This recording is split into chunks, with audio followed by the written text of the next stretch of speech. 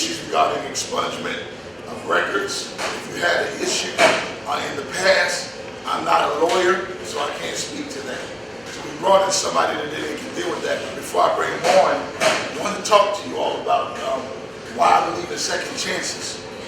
A lot of you, a lot of us have had things happen in our lives that we don't like. A lot of us have had things that happen around us, happen to us, and some things were our fault, some things weren't. One of the biggest issues is to be able to take responsibility and move your life forward. So as men, that's like man law. That's probably man law number one. Take responsibility and move your life forward. So I wanted to bring somebody in that can speak to that and help us to be able to do the things we need to do. Have a handout I want to pass out, but I don't want to delay our speaker because he has a busy schedule regarding, he is a lawyer, he is a defense attorney, he's well known around Baltimore City, and he came highly recommended. So without further ado, again, because I respect his time, I want to introduce the lawyer, Mr. John Hassett, who will come and give us information, give us wisdom on how to handle issues if we've ever been in trouble with the law, and how to give ourselves a second chance. Without further ado, Mr. John Hassett. So, without prying into anyone's background, can I just assume that everyone here is interested in getting expungements? Okay, no problem with that. Maryland law makes it very easy to get an expungement. You don't need a lawyer to do this. You can actually do this on your own. The legislature, the judges have made this process real simple. The form that you have in front of you is a district court expungement form. That form is good for any district court case in Maryland. Baltimore City, Baltimore County, any jurisdiction. You can't use this form for circuit court. But if you go through this process, every circuit court's got a different form, every jurisdiction. If you go through the process with this form, you'll be able to do the circuit court forms very easily. The first form that you have is the actual petition for expungement. Now look, you're going to need your case number and a thing called a tracking number. If you still have your statement of charges when you're arrested, it's a fact, it's got a charge summary, statement of charges, and stuff like that. If you still have your charge papers, this is all you really need to fill out the form. You fill out the case number. The tracking number is the number that's down here at the bottom of the document. For some reason, the district court, you get a case number, an ID number, and they want a tracking number. They think it makes it more efficient, but it's just, you got to fill this stuff out. It will ask for the date of the offense. When you see the line that says, on such and such a date as a result of the following incident. See that line right there? Don't put in there your defense. Don't say, it was a cold day in November, I was walking outside. Put in there something to the effect of, let's say it's a theft charge. I was falsely accused of taking property. You don't need to give it the wrong detail. If it's a drug possession charge, the police claimed I dropped a bag on the ground. That's all you need to put in there. You don't need to put a long defense or anything like that. I was charged with the offense of just taking off the charge summary, with the charge summary. This is pretty basic stuff. If you don't have that information, there's only two other ways you can get the information. One is go to the clerk's office, the window. I'm kind of encouraging you not to do that. When you go to the window, the clerks in the state are real nice people. They're there to help you out. They're very nice. But in order for them to get all this information, they're going to have to plug it into the system. They're going to have to be giving it to you. And quite frankly, if you look over your shoulder, you may have been the first guy there in line. By the time the clerk's getting done with you, there's 20 people behind you, and it's really not fair to the clerk. So the first way you get it is off the charge papers. If you don't do that, you go to the clerk's office. Does everyone here have access to the internet? Okay. The other way you can do it is go on Maryland Case Search. And you've got this set up. If you go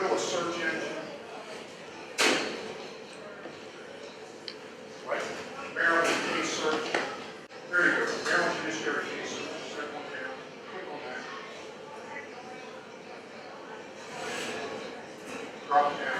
No, right there. Click on it. Okay. Every state's got one. Virginia's got one. Pennsylvania's got one. The format's a little bit different. And click on that thing that says, I have read, understood, agreed with the terms and conditions.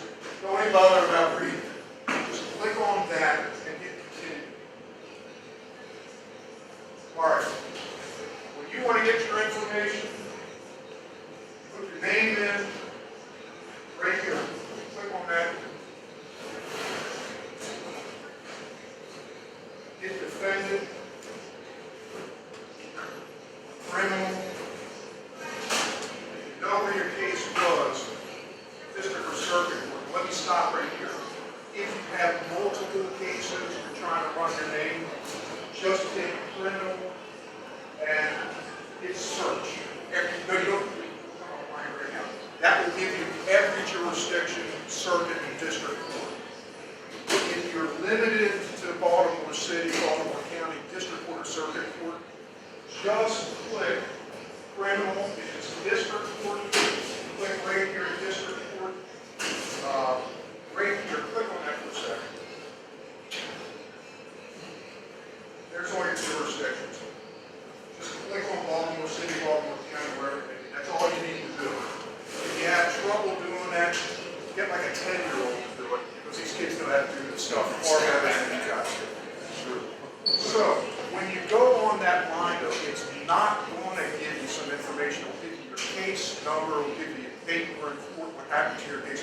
It won't give you, in most cases, the tracking number, and it won't tell you how to describe the incident. So you're going to be maybe some help with that. But this is a very easy process. So you get all that information.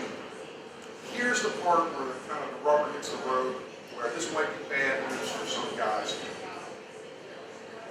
Paragraph 3 says on or about, you put the date that you were in court.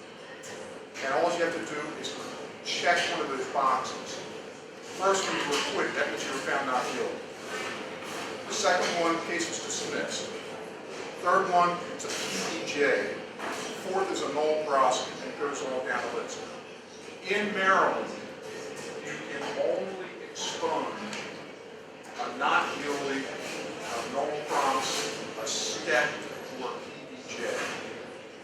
If you have a criminal conviction, we're going to discuss that in a second, that's a whole different issue. You cannot expunge a criminal conviction. Criminal conviction is when a judge says you're guilty and you got a suspended sentence, or you got time. If the judge says 30 days suspended, 18 months probation, you may have left the court thinking I got off everything. It's a conviction.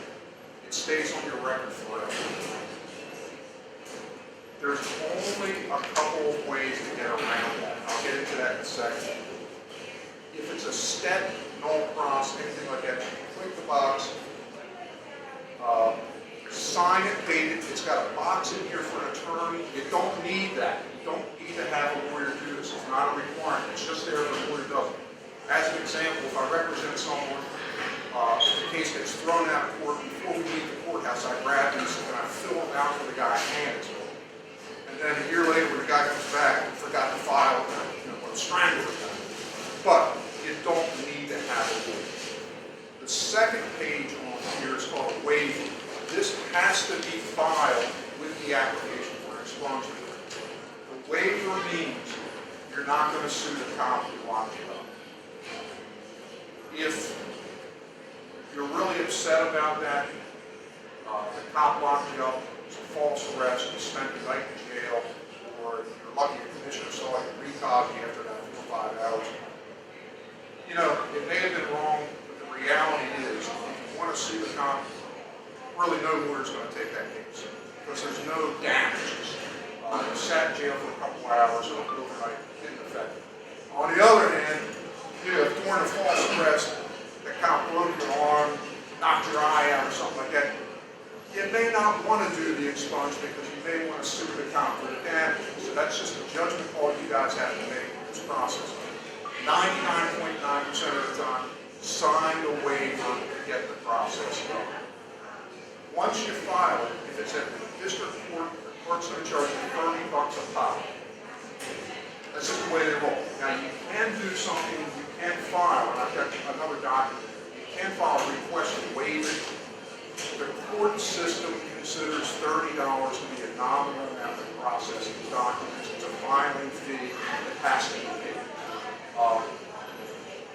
once you file the documents, it will take 90 to 120 days to get this thing done. So the minute you file it, don't think that it's a done deal. It actually has to go to a judge for approval. If the judge signs off on this, the local jurisdictions have to be notified, the state police, the Baltimore City Police, NCIC, all these agencies have to be notified. If the judge signs off on this, we will start getting in the mail documents called certificates of compliance. It's just basically saying, Baltimore City Police will send you a document. We have destroyed all evidence that we have in our files about this case. I can tell you right now as I stand here, it's total BS. They do destroy some of the stuff, but they won't destroy fingerprints, they won't destroy mugshots. If you get a DNA sample, they say they destroy that, but magically they pop up later on. So I'm just saying, they say that, and they might do it, but you know, it wasn't born yesterday. What you are trying to accomplish with this is to get your name out of this system. Now, for STETs, PBJs, you got to wait a period of time until probation is over. It STETs 3 years, so it's not done right away. But I'm going to show you a way to get that done. In terms of not good dismissals, do any of you guys have any questions about how to fill out this paper? It's pretty simple. Now, here's the deal with convictions.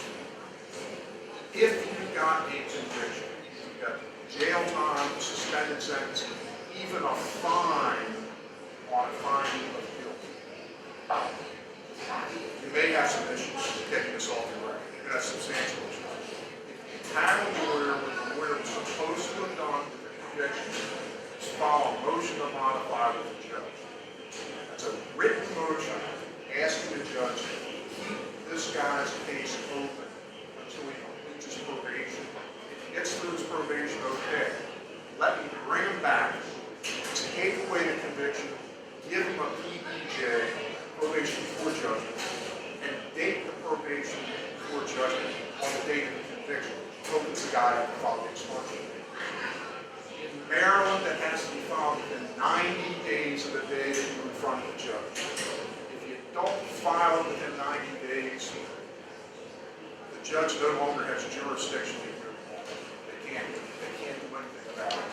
So if you guys are within 90 days, do a motion, and you can do it on that last piece of paper I have here, which is basically the district court form. You just fill it out. It's just a motion. And you just handwrite in there, please keep my case open, motion to modify. Sign it, date it. You got to get a copy of this to the state's attorney's office. You can hand deliver that to the state's attorney in a courthouse. Again, you don't need a lawyer to do that.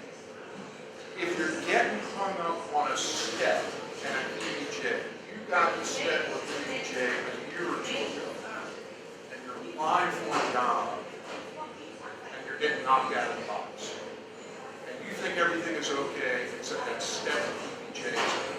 You can file this petition for expungement. This may work 50% of the time. You can file the petition for expungement early. Write in a motion to the judge. Please consider this early for the following reasons. I'm applying for work.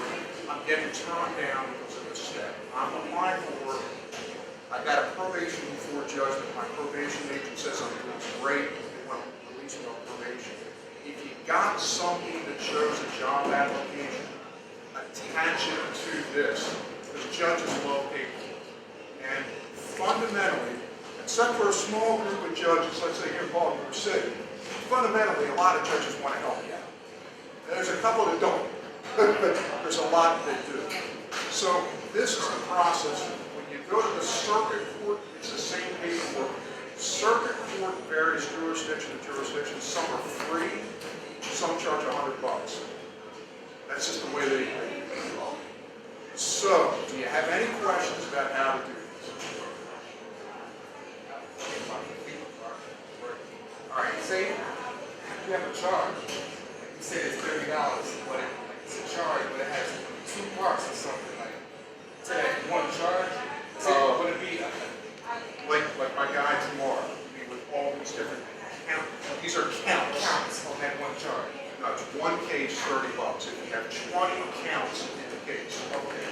I'm not suggesting this with you.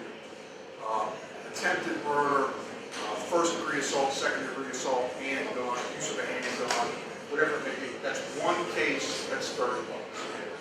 That's all. Really, the process is so easy. I'm not putting any of your name into privacy and stuff. You can actually punch your name in and see what's in there. Let me just say this.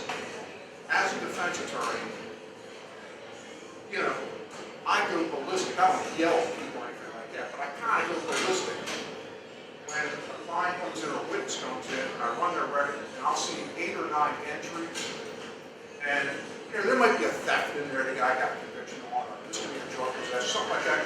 But like 7 of the entries are things that shouldn't be on there. In case the state dismissed the charges, they shouldn't be there. The effect is, it's not a conviction. But if an individual gets arrested, the court commissioner looks at this record, and it may only be 1 misdemeanor theft, but they're going to see like 8 or 9 entries. And I'm not suggesting any of you guys are going to get arrested. I'm just saying this is a common sense approach to this thing. You may go from a recog to a $25,000 bail, or a $25,000 bail to a $150,000 bail, only because of the entry of these prior arrests that shouldn't be on there to begin with. So, you know, I'm just saying, this is something that you need to do. I'll also say this. I was sort of joking about a 10-year-old doing this. I'm telling you, a 10-year-old can look this up.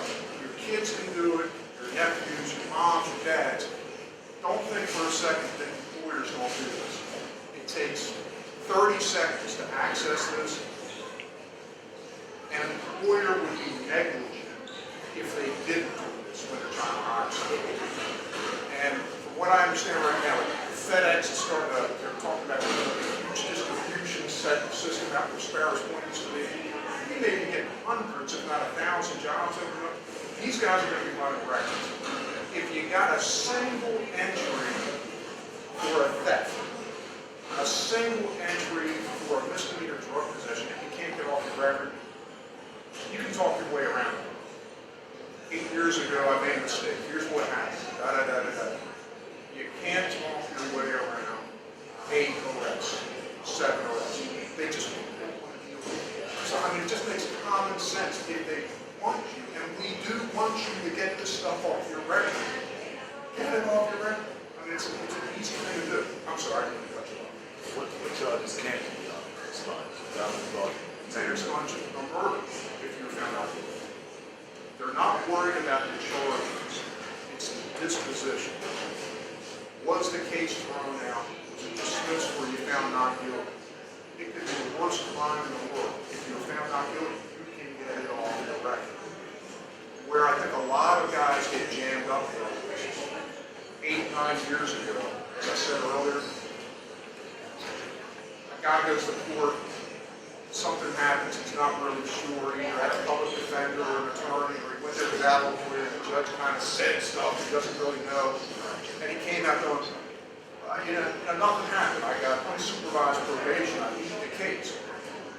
You know, we look at it, and when you're looking to see, it was actually 6 months suspended, 2 years probation, unsupervised.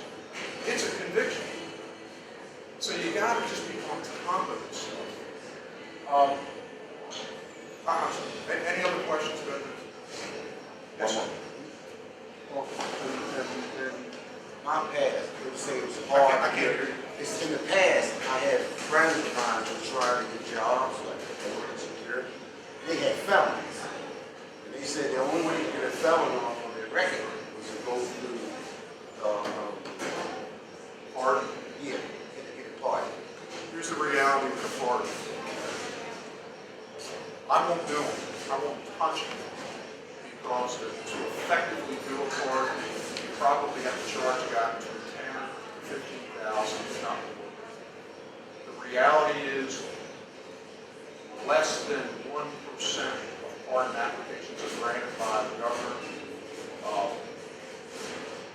Generally speaking, it's kind of dishonest to take a pardon application unless the guy listen to somebody like maybe John, who years ago got in trouble and he's become a pillar of the community, or so he claims. And he's got plenty of people that go back to him. But the reality is, the interesting thing, a pardon is granted by the governor, so there is a political aspect to this. Hardly any Democratic governor has granted pardons. O'Malley, Schaefer, Lindane, Harry Hughes, going back. The weird thing is, don't ask me why this is, because I don't know. Republican governors have a tendency to parole more people off life sentences. They have a tendency to grant more pardons. I don't know why that is. Maryland gave a number of them. I can't predict the voting. I really don't know. But there's a political aspect to the pardons as well. The only other way to get rid of a conviction, if the attorney didn't file that motion, everybody calls that a 90-day motion. Maryland courts have recently started to accept a thing called a petition for quorum nobis. You can also file a post-conviction petition against your attorney for failing to file that motion. If you didn't have a lawyer, you can't post-convict yourself. You screwed that up. But if you have a conviction from 5 years ago, 6 years ago, and there's no other way to get rid of it, and your attorney did not file a motion to modify the sentence within 90 days when you report it, you can get a lawyer to file a post-conviction complaint. Basically, what you say to a judge is, let me now file this. My attorney was incompetent for not filing this. This is what every lawyer should do. The writ of quorum nobis is very technical. It can be very expensive. Some judges will grant it. It's basically saying, here's a Hail Mary pass. If you get the right judge, nothing else has worked. This is a great guy. Grant him this special relief when he can come back. And that was real popular up until about a year ago. Now judges are getting tired of it. But there are ways to do it. What I'm talking about is a simplistic way of basic expungements. Any other questions? Yes, sir. That's this Maryland case search. Yes. I done been on it before. Mine, like I see like different stuff, like maybe traffic court stuff like that. How you get that stuff on this right here, or it's like Traffic's a different animal. yeah. My understanding of traffic is 10 years without a ticket. You go to the MTA, any full-service MTA, they have documents there to get that off your record. I think that's what I did. I used to be a prosecutor when I was a young kid. I remember when I first got my first big pay raise, I did what every smart guy does. And I bought a real fast car. So I got a bunch of tickets, and my driving record was terrible. My recollection is I went to the MPA a couple years later and got everything taken off. It was 3 years. It may not be, it used to be 10, it may actually be 5, like somewhere around. You can't get that taken off. Serious matters, key lines, driving without insurance, that might be a different animal. That's a completely different thing. I don't think most employers are going to be worried about traffic tickets. It's something serious. Any new laws that became effective for $50? And what? Any new laws that became in favor? Favor? Yeah, There's never going to be a law. I heard of something going on like at 7 places or something. There's all sorts. Oh, can I just back up for 1 second? All this is state, federal is completely different. If you're trying to expunge anything in federal court, good luck and God bless. That's probably not going to happen. The other thing is, when they run the case search, federal stuff does not show up. Today with the Gathering of Champions, we had our speaker, Mr. John Hassett, defense attorney in Baltimore. very gifted in his craft. Has a lot of experience from both sides of the spectrum. His story is very interesting. He came today and shared with the Academy champions of Monarch School. And I want you to know that he blessed and touched a lot of men. And I just want to thank him. But I think overall the men walked away with a sense of empowerment as to what we are supposed to do. That if we had criminal issues on the circuit level, on the district level, we've been given information even on the federal level, the things that we can do to help us to not have long-term stoppages from us advancing our lives. I think that's what we did. Yeah, and I have to say, first of all, John, thanks a lot for inviting me here. It was a rewarding and enriching experience for me. The main thing I would ask everyone to take away from this is in terms of expunging your records, it is a very easy process. It can be done in a matter of minutes, and in all honesty, you would be foolish not to take advantage of the opportunity to get your record. Thanks again. And I think that was the website, the Maryland Case Law. Maryland Judiciary Case Search, accessible to anyone who's on the internet, which would be everyone in the world right now. So it's very easy to do. You go to that website, put in your name, your information, your records displayed, and you can see right away what you can or cannot have expunged. Ms. Hanson, thank you so much. You're welcome.